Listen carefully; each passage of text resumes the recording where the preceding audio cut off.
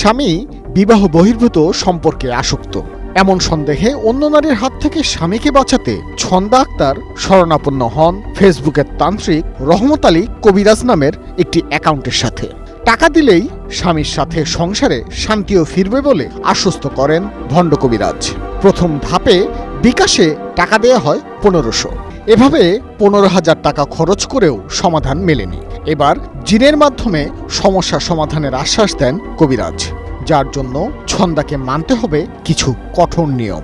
হাতের তালুতে সাদা মিষ্টির সাথে পটাশিয়াম পারম্যাঙ্গানেট মিশিয়ে ধরে রাখতে হবে মোমবাতির উপর, যার মাধ্যমেই হবে সমাধান। কবিরাজের কথা অনুযায়ী এমন কাজ করতে গিয়ে হাতই পুড়ে যায় ছন্দার।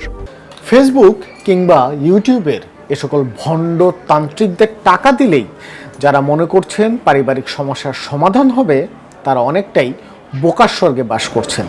কারণ এ সকল প্রতারকের মূল উদ্দেশ্য বিভিন্ন পরামর্শের মাধ্যমে গ্রাহককে প্রাথমিকভাবে অসুস্থ করে তোলা, আর তারপর গ্রাহকের কাছ থেকে বারবার টাকা নেয়া। এই ঘটনায় রাজধানীর খিলক্ষেত থানায় মামলা হলে তদন্তে নামে police bureau of investigation PBI. তদন্তের দায়িত্ব পান পুলিশের উপপরিদর্শক নাজমুল হক। প্রাথমিকভাবেই তিনি বুঝতে পারেন ভণ্ড কবিরাজের খপ্পরে পড়েছে ছন্দা আক্তার। যারা এই কাজটা করার আগে 1,000, 2,000 বা 5,000 টাকা শেষ হয়ে যায়, বাট যাদের হাতে ক্ষত হয়ে গেছে তাদের কাছ থেকে 50,000, 60,000, 1 লক্ষ টাকা এইরকম টাকাও তারা প্রতারণা করে হাতিয়ে নেয়। এই বলে যে আপনার এই যে ক্ষতটা হয়েছে এটা হলো আপনাকে সারাইতে হলে জিনের তদবির লাগবে। এই জিন যখন আপনাকে বলা হয়েছিল হয়তো বা আপনি এটা আমি যেভাবে বলছিলাম সেভাবে আপনি করতে পারেন না, এই জন্য জিন বাবা রাগ করছে। এই ঘটনায় বিকাশের যে নাম্বারে টাকা পাঠানো হয়েছে তার সূত্র ধরেই ভণ্ড কবিরাজের মুখোশ উন্মোচন করতে মাঠে নামে পিবিআই। তদন্তে দেখা যায় ভুয়া এনআইডি দিয়ে সিম সংগ্রহ করে মোবাইল ব্যবহার করছে অপরাধীরা। তবে পেমেন্ট নেয়া মোবাইলের একটি সিমের সূত্র ধরে তদন্তে আসে নতুন মোড়। পরবর্তীতে তথ্য প্রযুক্তির সহায়তায় তদন্তকারীরা জানতে পারে কুমিল্লার চান্দিনা থানার ওহিদ মিয়া ওরফে কুয়েত এবং মাহে আলম নামের 2 জন এমন চক্রের সদস্য। আমার কাছে বা আমাদের কাছে যে ডকুমেন্টসটা ছিল সেটা হলো যে মোবাইল নাম্বারের একটা লাস্টে 2টা ডিজিট ছিল, 3টা ডিজিট ছিল, আর হলো সে কি ফোন ইউজ করে এই ফোনের মডেলটা শুধু ছিল। আমরা এর পরিপ্রেক্ষিতে বিভিন্ন টেকনোলজি প্লাস ম্যানুয়াল সোর্স দিয়ে কিন্তু আমরা আসামিটাকে বের করছি। রহমত আলীর কবিরাজ নামের ফেসবুক পেজটি কিভাবে পরিচালিত হয় তাও খতিয়ে দেখেন তদন্ত কর্মকর্তা।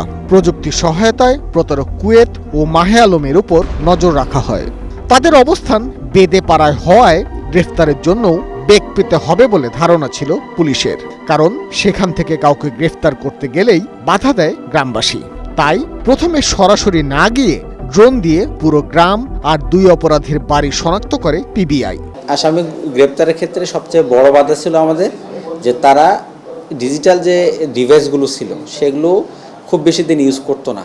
বাংলাদেশ ছাপিয়ে এই প্রতারণার জাল ভারতেও বিস্তৃত বলে জানায় তারা। তারা কিন্তু পোস্ট বুস্ট করে এভাবেই যে ফিমেল ইন্ডিয়া, ফিমেল বাংলাদেশ, তাদের টার্গেট অডিয়েন্স হলো ফিমেল, এবং তারা রেঞ্জ দিয়ে দেয় যে 25 থেকে 35 বছর মহিলাদেরকে তারা টার্গেট করে থাকে। এই চক্রটি কখনো হোসেন কবিরাজ, কখনো তান্ত্রিক কবিরাজ, কখনো বা আসমা কবিরাজ ও রহমত আলী কবিরাজ সহ বিভিন্ন নামে ফেসবুক ও ইউটিউবে প্রতারণার জাল বিস্তার করে। ভাস্কর ভাদুরী, 71, ঢাকা।